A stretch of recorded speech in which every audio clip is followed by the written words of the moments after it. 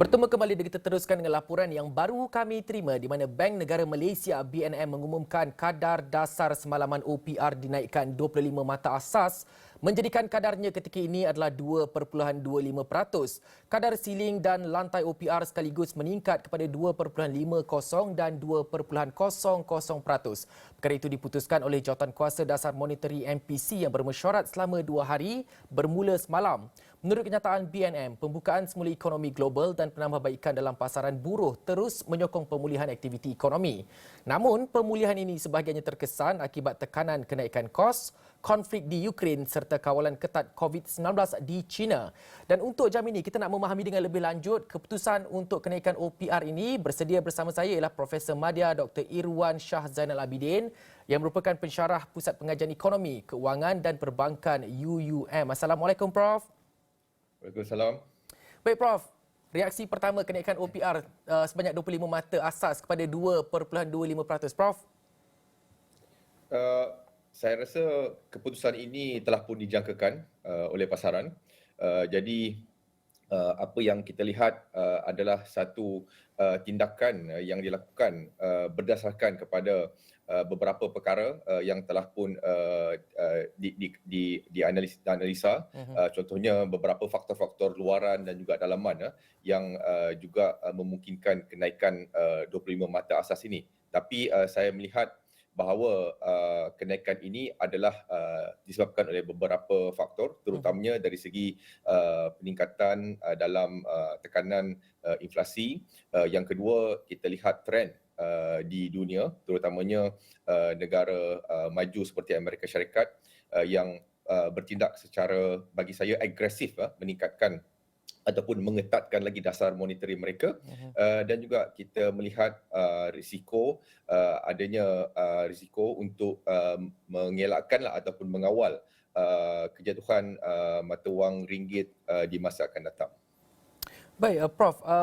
Kita dah tahu pengumuman oleh pihak BNM. Jadi apa sebenarnya kesan segera kenaikan OPR ni? Mungkin layman di luar sana ramai pun yang tidak pasti lagi. Apa kesan segera kenaikan OPR? Hari itu dah naik, hari ini naik kali kedua untuk tahun ini. Sebab kita kena melihat dan juga mengambil kira kepada kadar inflasi ketika ini, Prof.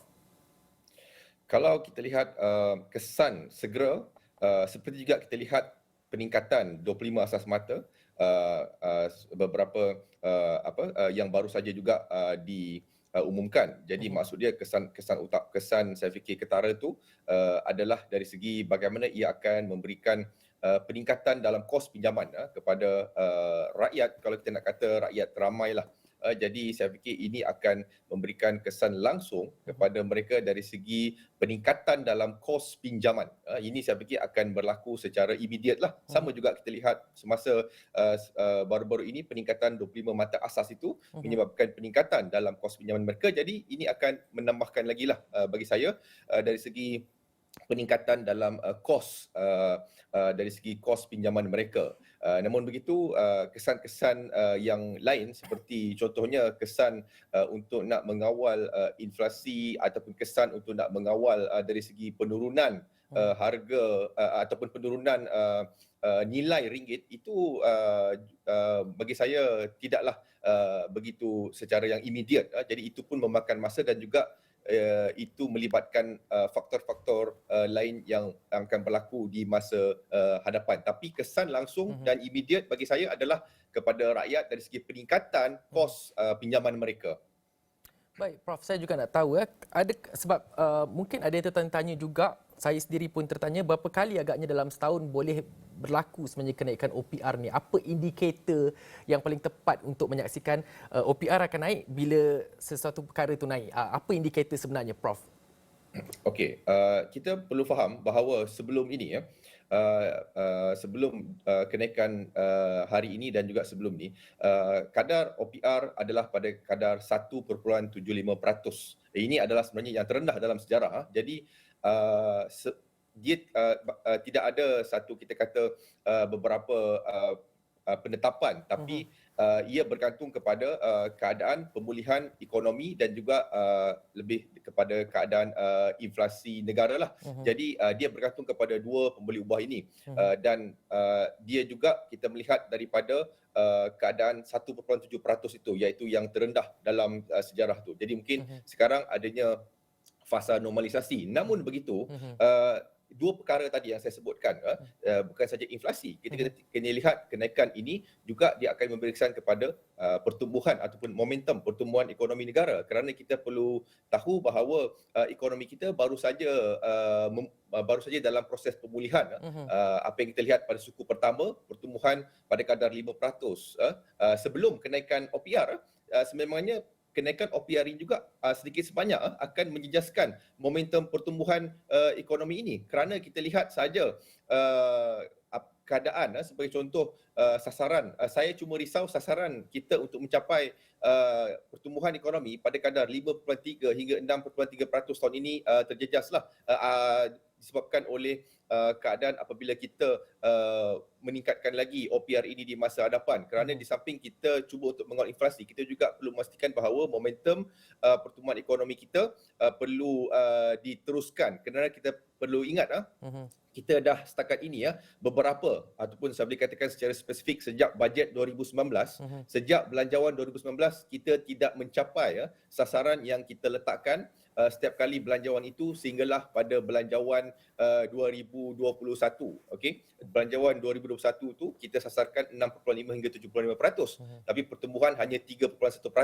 Okey, begitu juga tahun 2020 kita sasarkan jangkaan 4.8%, tapi ekonomi menguncup 5.6%. Jadi kita perlu berhati-hati dalam kita nak mengurus dari segi penggunaan dasar monetary, dalam kita nak cuba contohnya untuk nak address isu inflasi, sebab kita tahu juga selain daripada meningkatkan OPR, Bank Negara juga ada instrumen lain, contohnya meningkatkan dari segi Statutory Reserve Requirement SRR, jadi ataupun dari segi regulasi dan sebagainya. Jadi ada instrumen-instrumen lain juga yang boleh dilihat untuk kita cuba nak mengetatkan ataupun kita nak menormalisasikan OPR ini di dalam jangka masa akan datang.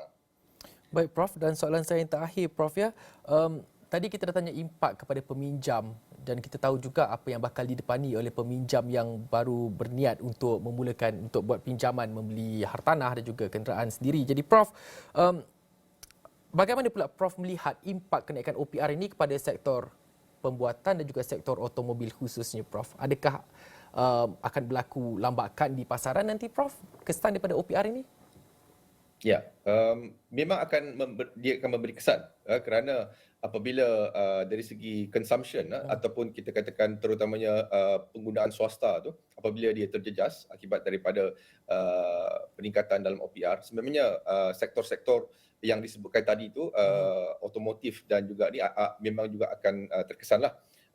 Sebab itu saya katakan OPR ini dia memang satu instrumen yang kita kata agak brutal lah. Jadi sebab tu perlu berhati-hati digunakan, dan ia juga bergantung kepada bagaimana situasi di negara luar dan juga keadaan yang berlaku terutamanya di kawasan terutamanya negara maju lah, yang mana pun kalau kita tahu Amerika Syarikat misalnya sudah pun berada pada risiko kemelesetan ekonomi kerana pada suku pertama ekonomi mereka sudah pun menguncup. Jadi kalau kita ikut definisi kemelesetan itu apabila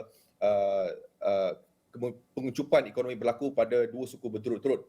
Jadi mereka sudah pun ke arah itu. Jadi apabila contohnya Amerika Syarikat berada pada resesi, ini juga akan memberi kesan kepada ekonomi kita. Jadi bukan sahaja sektor yang disebutkan tadi, sektor-sektor lain juga dijangka akan terjejas jika kerajaan ataupun kita katakan pihak bank negara tidak berhati-hati dalam membuat keputusan dalam konteks perubahan dalam OPR ini di masa depan, kerana sekarang keadaan ekonomi kita pun masih lagi fragile, dia belum lagi kita katakan begitu solid dalam konteks pemulihan ekonomi itu.